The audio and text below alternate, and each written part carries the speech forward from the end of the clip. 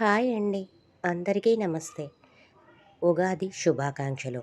రాబోయే ఉగాది రోజు ప్రతి ఒక్కరూ కూడా ఎర్రని పుష్పాలను, గరికను తీసుకెళ్ళి విఘ్నేశుడికి సమర్పిస్తే సంవత్సరమంతా బావుంటుంది. ఎందుకంటే ప్రథమ దేవుడైన గణపతికి గరిక, ఎర్రని పుష్పాలు అన్ని రాసుల వారు, అన్ని నక్షత్రాల వారు అలా సమర్పిస్తే ఉగాది సంవత్సరం అంతా బావుంటుంది. ఎటువంటి విఘ్నాలు రాకుండా ఆ విఘ్నేశ్వరుడు మనకి చక్కగా కాపాడతారు. ఎర్రని పుష్పాలు, గరిక పూసలు అయిపోయిన తర్వాత చక్కగా మనకి ఇష్టదైవం ఎవరైతే ఉన్నారో ఆ ఇష్టదైవాన్ని ప్రార్థించుకొని పూజించుకోవాలి.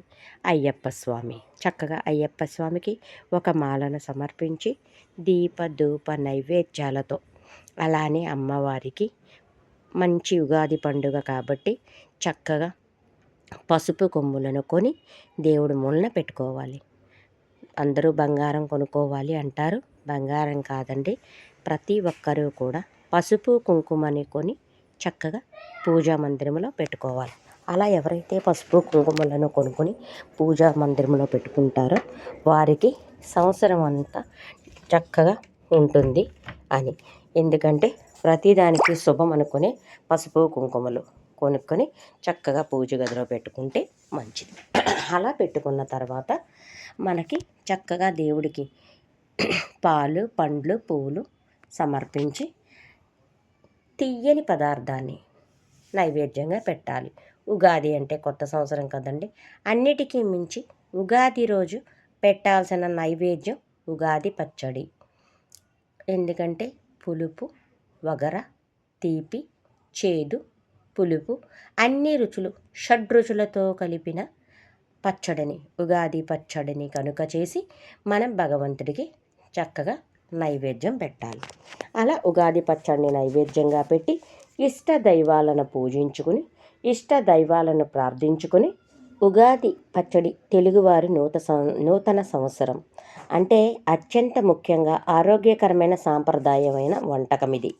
వేపపూత చేదు, బెల్లం తీపి, మామిడి పిందు వగరు, చింతపండు పులుపు, కారం, ఉప్పు అనే షడ్రుచుల సమ్మేళన. ఈ 6 రుచులు జీవితంలో సుఖ దుఃఖాలను, కష్ట సుఖాలను సమానంగా స్వీకరించాలనే సందేశాన్ని ఇస్తాయి.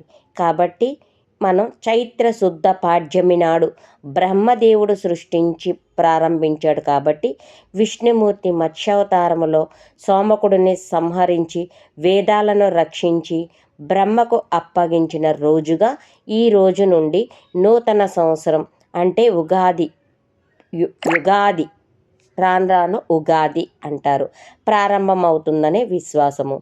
జీవితము హెచ్చుతగ్గులు కూడుకుంది కాబట్టి ఏ పరిస్థితుల్లోనైనా కూడా ఓర్పుతో స్వీకరించాలని ఈ పచ్చడి నేర్పుతుంది. ఆ జీవితంలో బాధలు కష్టాలను సూచిస్తుంది చేదు. బెల్లం అంటే తీపి ఆనంద సుఖాన్ని చూపిస్తుంది. చింతపండు పులుపు విసుగు లేదా నిర్ణయాలను సూచిస్తుంది. మామిడి పింజు వగరు కొత్త సవాళ్ళను అనుభవాలను సూచిస్తుంది. కారం అంటే కారం కోపం ఉత్తేజాన్ని చూపిస్తుంది. ఉప్పు ఉప్పు జీవితంలో రుచిని ఉచ్ఛ్వాసాన్ని సూచిస్తుంది. అంతేకాదు ఆరోగ్యపరంగా చూసినా కూడా వసంత ఋతువు ఆరంభంలో వేసవకాలానికి ముందు వచ్చే ఉగాది సమయంలో ఈ పచ్చడి తీసుకోవడం వలన శరీరంలో వ్యాధి నిరోధక శక్తి పెరగడమే కాకుండా వేప పువ్వుల ఔషధ గుణాలు వాత పిత కఫ దోషాలను తొలగిస్తుంది.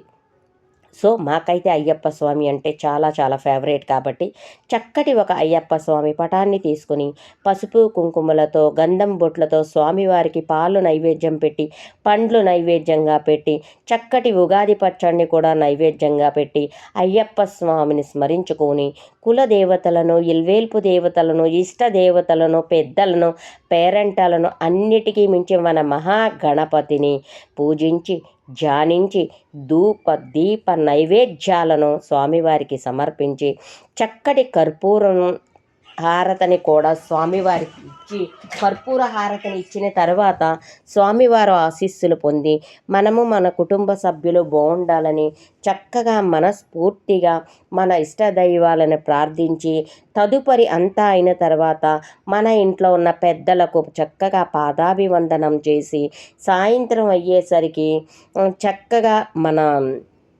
పంచాంగ పఠన చేయాలి, లేదా ఏదైనా ఆలయానికి వెళ్ళి కాసేపు వినాలి. ఈ సంవత్సరం అంతా మనకి ఎలా ఉంటుందో తెలుసుకోవాలి. ఏది ఏమైనా భగవంతుడిని ప్రార్థించి పూజిస్తే ఆయన ప్రొటెక్షన్ ఉంటే ఏం జరిగినా అది తక్కువ స్థాయిలో జరుగుతుంది, ఎక్కువ మోతాదుకి రాం. కాబట్టి ప్రతి ఒక్కరూ ఇలా చేయండి ఫ్రెండ్స్. బాబాయ్. లైక్ చేయండి, సబ్స్క్రైబ్ చేయండి. బాయ్.